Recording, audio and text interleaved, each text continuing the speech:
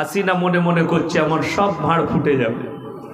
শুনেলেন বাংলাদেশের আজকে উলামারা জেলে, যারা হক কথা বলেছে, হাজার হাজার আলেমকে জেলের কুটনিতে ভরে দিয়েছে।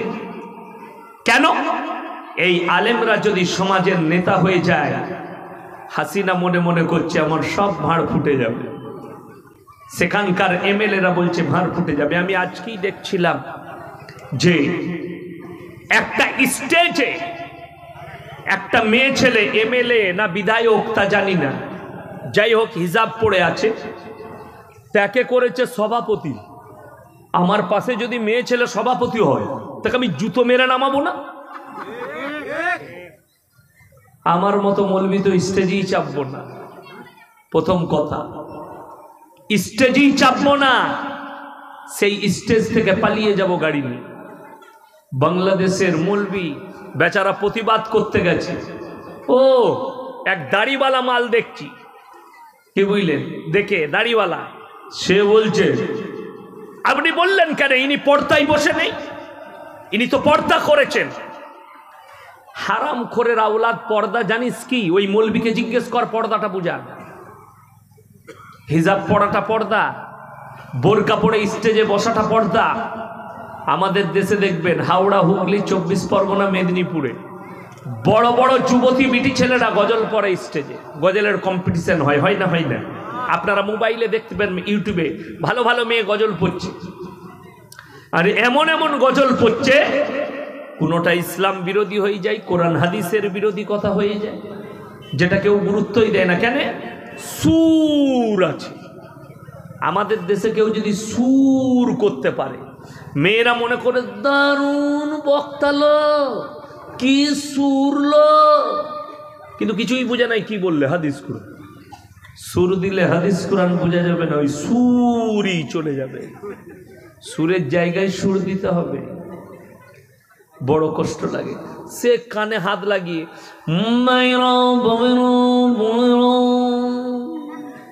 ওইটাই বুঝে, তারপরে কিচ্ছু নাই। বড় কষ্ট কোথায় জানেন?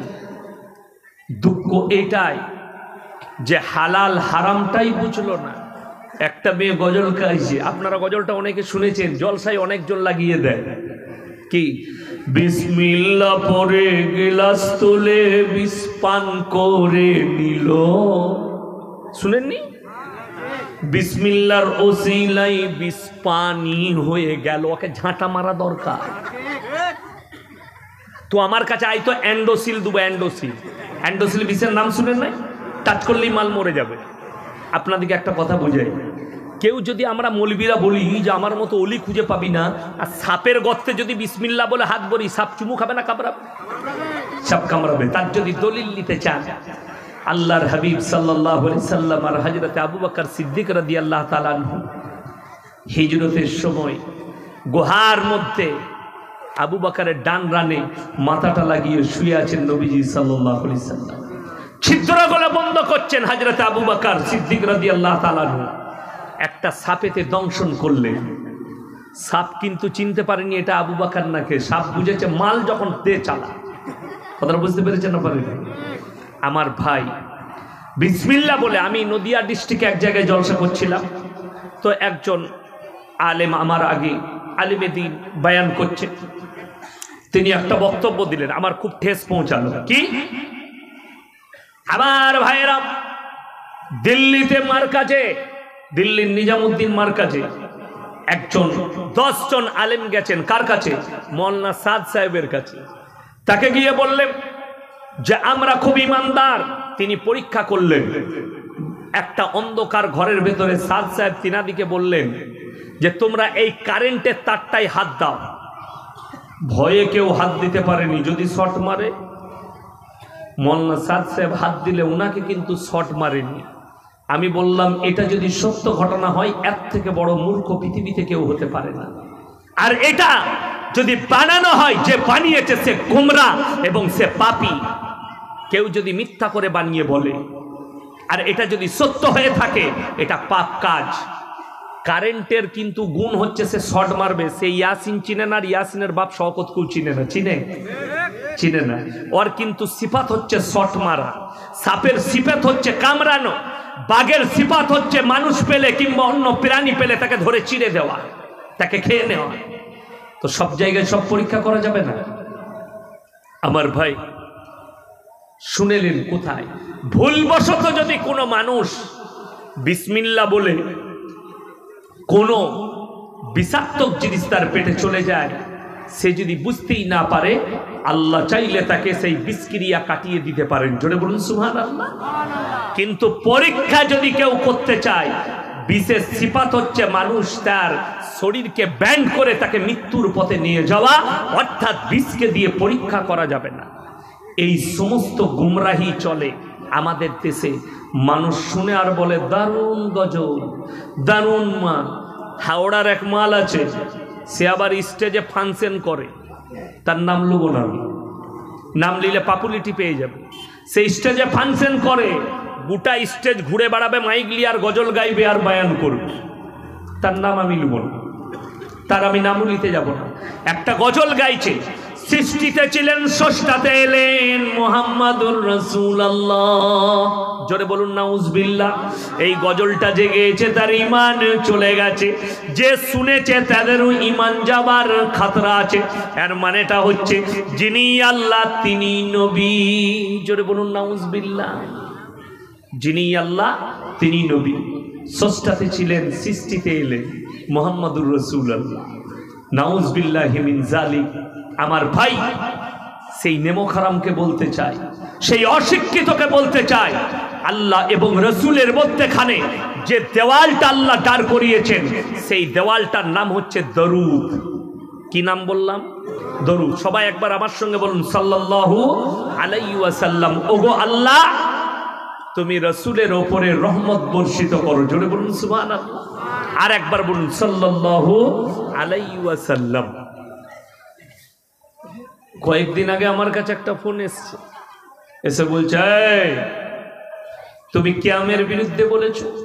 আমি বললাম ভাই, আমি যে কথাটা বলেছি ভালো করে শোনো, আমি কি বলতে চেয়েছি, কি বলেছি বুঝো। অকাট্য ভাষায় মা বোন তুলে গাল দিয়েছে আমাকে, অকাট্য ভাষা। আমার কাছে রেকর্ডিং আছে, আমি প্রকাশ করার বক্তা নয়, থোপটা আমাদের গায়েই পড়বে। যে গালি দিয়েছে আমি তার লাগে দোয়া করেছি, আল্লাহ তুমি একে হিদায়েত দাও, আল্লাহ তুমি একে হিদায়েত প্রাপ্ত করো। তাছাড়া আমার কাছে কোনো হাতিয়ার নেই। তাকে আমি বললাম তুমি একজন আলেম, আলিমে দ্বীন, তুমি ভালো করে বুখারী শরীফের হাদিসগুলো স্টাডি করবে। তা না হলে তোমার জ্ঞান না থাকলে তুমি তোমার জাননেওয়ালা কোনো মৌলবীকে জিজ্ঞেস করবে। বুখারী শরীফের রেওয়ায়েতে আছে, যারা অশ্লীল ভাষা ব্যবহার করে এটা মুনাফিকদের একটা আলামত। তুমি আমাকে গালি দিয়েছো, অশ্লীল ভাষা ব্যবহার করেছো। আমার ভাই, আমি তাকে বুঝালাম যে কখনো আমি তোমাকে ঠেস পৌঁছাবার জন্য কথা বলিনি। যেমন আপনার বীরভূম থেকে শুরু করে গোটা পশ্চিম বাংলার মানুষ জানে এই মৌলবীটা পীর বিরোধী মৌলবী না, আমি সিস্টেম বিরোধী মৌলবী, আমি পীর বিরোধী মৌলবী নয়। হক্কানি আলেমের পক্ষে আমি, না হকের বিপক্ষে আমি।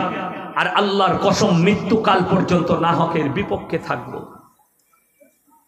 না হকের পক্ষে কখনো আমি সাই দিতে পারবো না, আমার মৃত্যু এলেও।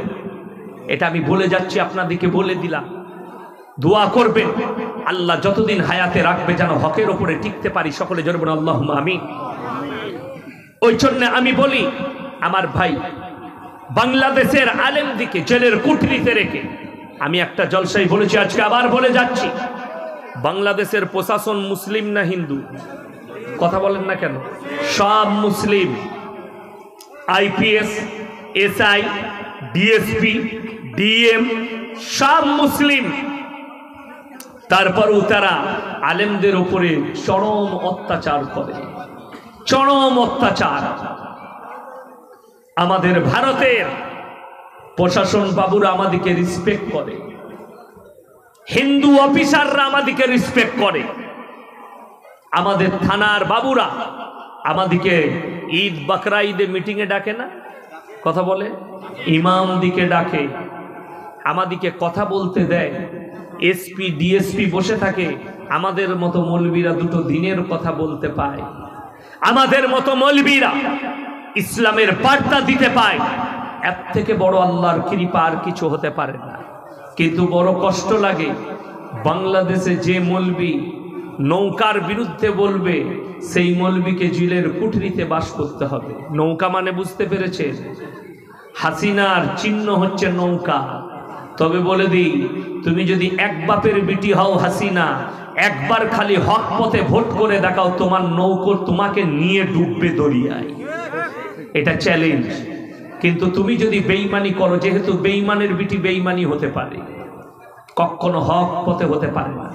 আর শুনেলেন কিয়ামতের আলামতের মধ্যে একটা বড় আলামত, হাসিনা তুমি শোনো আর তোমার দেশের মৌলবীকে জিজ্ঞেস করো, যে নেত্রীরা স্টেজে যাচ্ছে তাদেরকে বলতে চাই, যখন দেখবে পৃথিবীর বুকে দুটো জিনিস ঘটে গেছে, তখন জানবে কিয়ামত কাছে এসছে।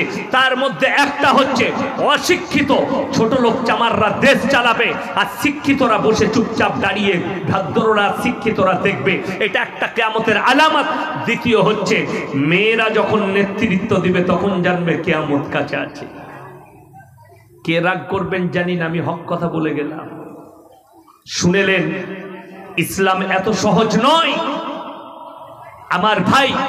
এই উলামায়ে দ্বীনরা, আমরা 12টা পায়জামা ছিঁড়েছি 12টা বৎসরে, পোঁদে গাঁটা পড়ে গেছে, আমরা ফালতু, আমাদের কোনো মূল্য নেই। তুমি স্কুলে 20টা বৎসর পরে তুমি যদি প্রফেসর হও আর তোমার